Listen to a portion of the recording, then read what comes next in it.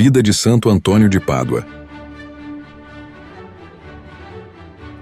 Santo Antônio nasceu em Lisboa, Portugal, no ano de 1195. Aos 19 anos entrou para o mosteiro de São Vicente dos Cônegos Regulares de Santo Agostinho, contra a vontade de seu pai. Morou lá por 2 anos. Com uma grande biblioteca em mãos, Antônio avança na sua história pelo estudo e pela oração. É transferido para Coimbra, que é um importante centro de estudos de Portugal, ficando lá por 10 anos. Em Coimbra, ele foi ordenado sacerdote. Logo se viu o dom da palavra que transbordava do jovem padre agostiniano. Lá, ele conhece os frades franciscanos e se entusiasma pelo fervor e radicalidade com que viviam o evangelho. Impressionado com o cortejo que levavam os corpos de alguns franciscanos martirizados, após tentarem pregar o evangelho em Marrocos, decide então dar outro rumo à sua vocação religiosa. E pouco tempo depois, se torna franciscano. Muda seu nome para Frei Antônio e vai para o mosteiro de São Francisco de Assis. Santo Antônio pede então para ir a Marrocos pregar o evangelho. No meio do caminho, porém, frustrando Deus seus planos e projetos, Frei Antônio fica muito doente e é forçado a voltar para Portugal. Na viagem de volta, o barco é desviado e vai para a Itália, terminando por parar na Sicília, onde ocorria um encontro de mais de 5.000 frades franciscanos, chamado Capítulo das Esteiras. Lá, Antônio conhece pessoalmente São Francisco de Assis.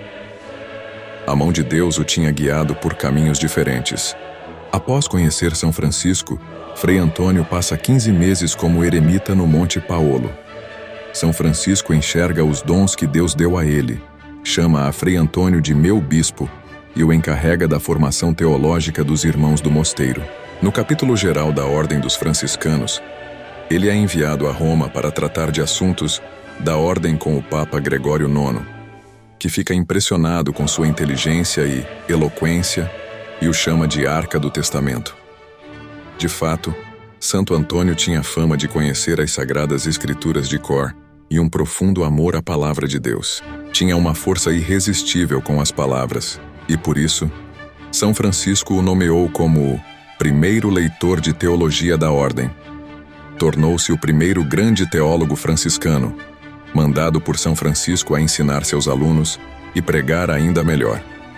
Juntavam-se, às vezes, mais de 30.000 pessoas para ouvi-lo pregar, e muitos milagres aconteciam.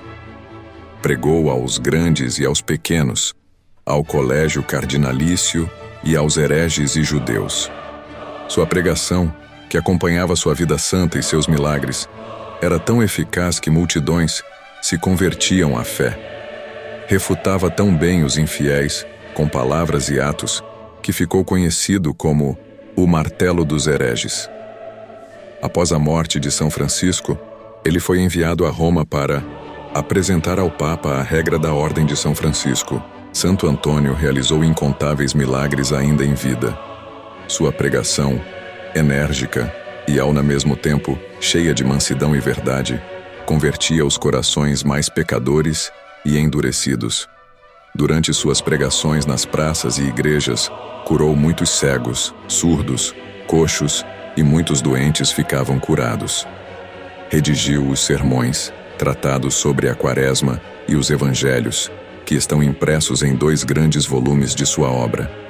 Não só proclamou o Evangelho, mas também o viveu plenamente, de modo que sua própria vida atestava a profunda verdade de suas palavras.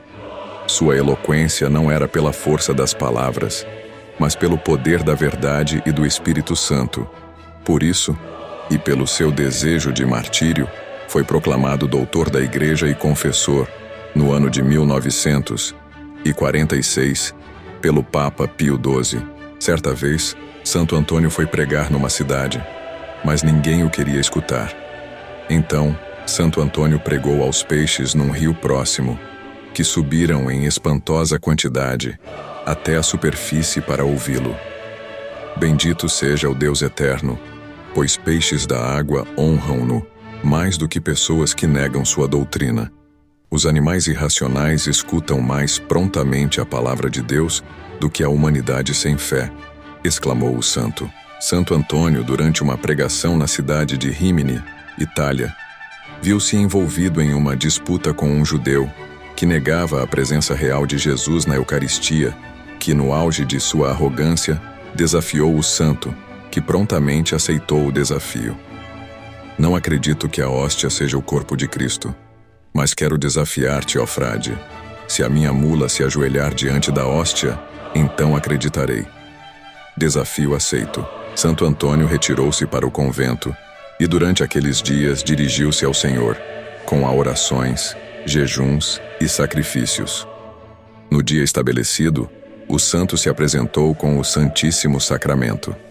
À vista do santo que avançava, um profundo silêncio estendeu-se por toda aquela multidão.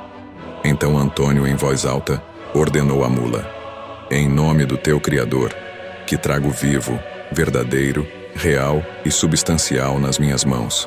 Embora indignamente, ordeno-te, ó mula, que venhas já ajoelhar-te diante dele, a fim de que estes reconheçam que toda a criação é submissa e obediente ao Cordeiro que se imola sobre os nossos altares. O adversário gritava com o animal e tentava-o oferecendo farto feno como alimento. Mas a mula, apesar de faminta já há 3 dias e irritada, recusando o feno oferecido pelo herege, aproximou-se docilmente do santo, dobrou as patas diante do Santíssimo Sacramento e, em adoração, permaneceu assim por longo tempo. Outro milagre muito conhecido diz que o santo, perseguido por inimigos traiçoeiros, que o tentaram envenenar com uma taça de vinho em falso jantar que lhe foi oferecido, bebeu o veneno, mas nada aconteceu. Inúmeros outros milagres realizou em vida, e mais ainda após sua morte, e vasta é a literatura sobre sua frutuosa, impressionante e inspiradora vida. Após uma curta vida, de intensos sacrifícios, penitências, orações, pregações e batalhas espirituais, Santo Antônio morreu em Manasi, na Itália, em 13 de junho do ano de 1231, com 36 anos. Antes de falecer, nas portas de Pádua, Santo Antônio disse: ó Virgem gloriosa, que estais acima das estrelas. E completou dizendo: estou vendo o meu Senhor. Em seguida, faleceu. Aconteceram tantos milagres após sua morte, que 11 meses após ele foi beatificado e canonizado. Quando seu corpo foi exumado, sua língua se encontrava intacta, para espanto de todos. Um verdadeiro milagre de incorruptibilidade parcial do corpo, selo de Deus sobre seus autênticos santos. São Boaventura estava presente e disse que esse milagre era a prova de que sua pregação era inspirada por Deus. Está exposta até hoje na Basílica de Santo Antônio, na cidade de Pádua. Sua canonização foi realizada pelo Papa Gregório IX, na Catedral de Spoleto, em 30 de maio do ano de 1232. Foi o processo mais rápido da história da Igreja. Em 1934, foi declarado padroeiro de Portugal. Em 1946, foi proclamado doutor da Igreja pelo Papa Pio XII. Santo Antônio, doutor da Igreja, rogai por nós. Amém.